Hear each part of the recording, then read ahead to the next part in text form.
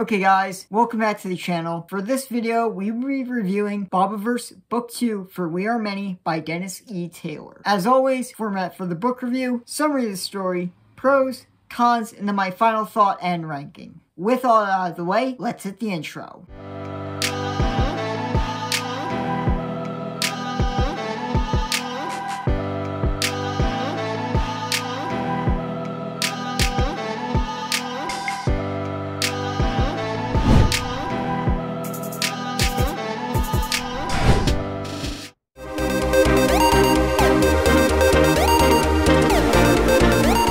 Kicks off 40 years after the Bobs have left the Earth, and they have come back to find the Earth a completely irradiated mess with 99.9% of the population decimated. Now the Bobs have to work with the remaining human population to figure out how they are going to survive in the meantime before they can find more habitable worlds. But the Bobs quickly discover that they are not alone in the galaxy when they start to encounter a sentient alien species called the Others. The objective of the Others is to find enough food to feed their colony, and they really don't have any qualms about what they have to do to obtain the food. That is not the only threat the Bobs have to face. They will also have to deal with threats from the remaining human population.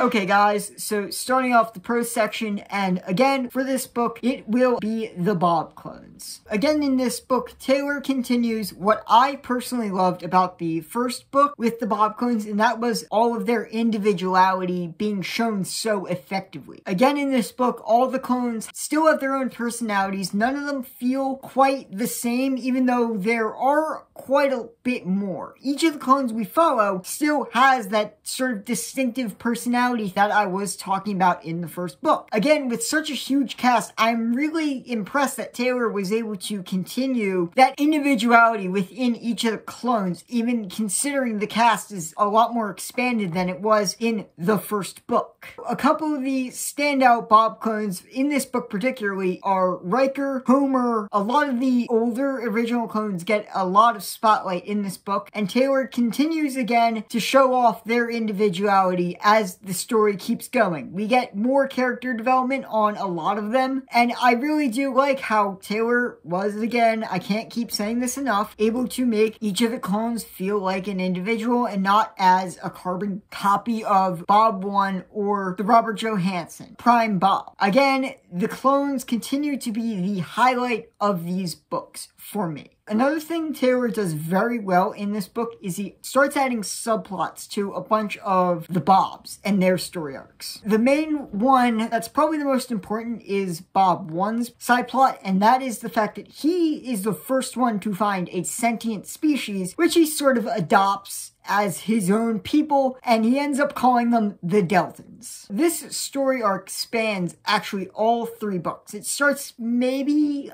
more than halfway through the first book, and then it carries over from the first to the second and third book. It's a very interesting subplot, don't get me wrong, but you'll see in my con sections, I do have a couple of problems with it. It's a very good subplot, but just wait to my con section. The other thing I really like, again, was Homer and Riker and their whole interaction with the UN. It was very good. Another one who has a very interesting subplot that does carry over from multiple books was Howard, because Howard is put in charge of helping to run one of the early colonies. There's an interesting subplot of him sort of starting to become human again. I'm not going to spoil anything in case you do want to read the book, but he does start to interact more with the human world, and that part of his story is honestly very interesting and very well written, again, on Taylor's part. Second thing I'm going to talk about for the prose section is what Taylor did to intro the Others into this book. Taylor did a very good job of introing this really terrifying alien species into this world. When the Others first get introduced to the Bobs, all of the Bobs just freak out in the same way that any of us would find out that we are dealing with an enemy sentient species that is super technologically advanced. We would all be freaking out. But again, Taylor does such a great job introing them. They are very much a sort of cliched, we want to take all your resources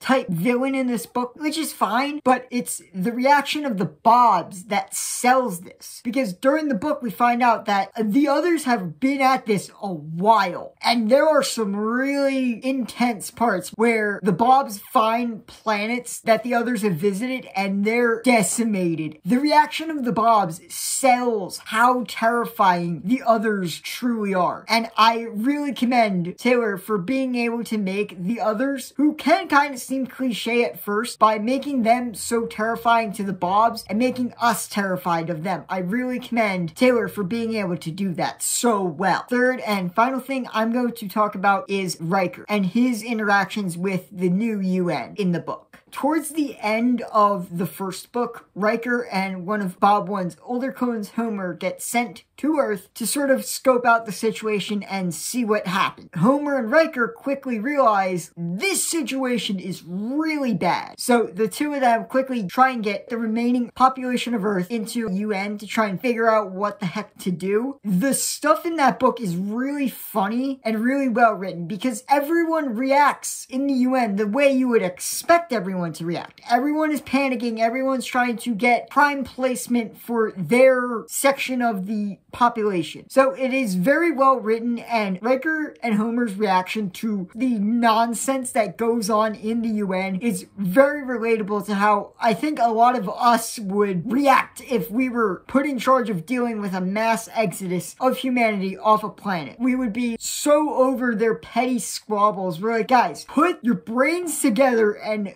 get this done. This is a life or death scenario. Put everything else aside. And I love Homer and Riker's reaction to just all of this going down. It is probably exactly how I, and maybe everyone, would react to all of this.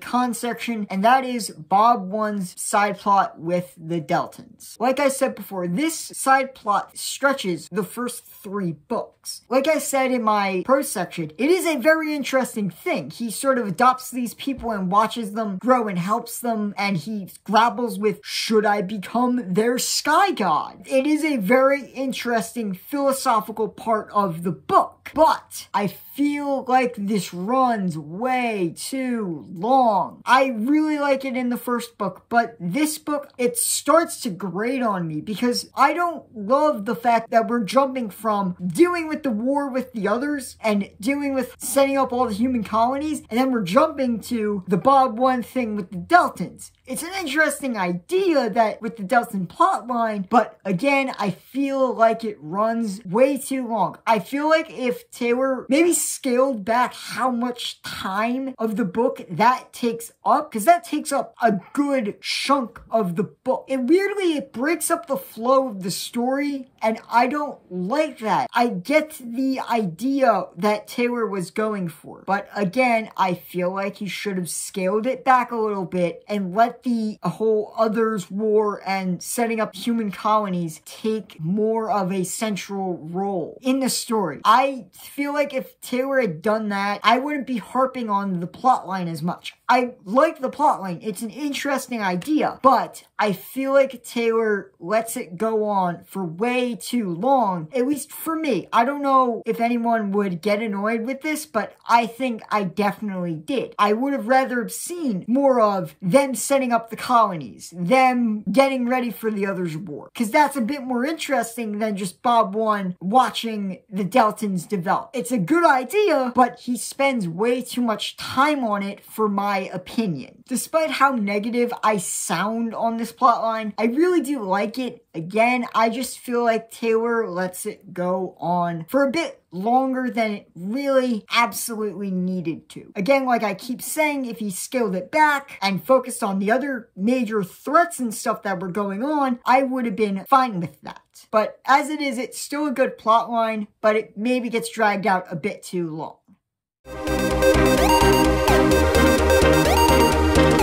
Okay guys, so final thoughts on the book here. Overall, I really do like this as a sequel to the first Boboverse book. It continues a lot of what I liked with all the clones, and it also brings in a lot of cool subplots and stuff that makes the Bob clones seem more human as the story progresses. And I really commend Taylor for being able to do that, even despite the fact that he spends a bit too much time on Bob 1's Delton's plotline, to my opinion. I really like how he made the others seem super terrifying. It was a very good introduction to one of the bigger enemies of this series. So I really do commend Taylor again for being able to intro a really cool enemy into this series. So I'm going to give Dennis E Taylor's For We Are Many an 8 out of 10. Thank you so much for making it to the end of the video. If you liked it, please do not forget, like, share, subscribe, and hit the notification bell so you do not miss a video. If you guys want to chat with me on social media, my Instagram, again, is Riley Murray Book Reviews, and my Twitter is Riley T. Murray. As always, I will leave links to both of those accounts down in the description. If you guys want to talk about this book or the Boboverse series, if you've read it, please feel more than free to do so down in the comments, but please keep it spoiler-free for anyone who hasn't read the series yet. Down in the comments, if you guys have books you want me to do reviews on in the future, please leave them down in the comments as well. So, next video will be my review of Dennis E Taylor's Boboverse Book 3, All These Worlds. Make sure you guys are subscribed so you do not miss that video. Till then, have a great week, and don't forget, keep on reading.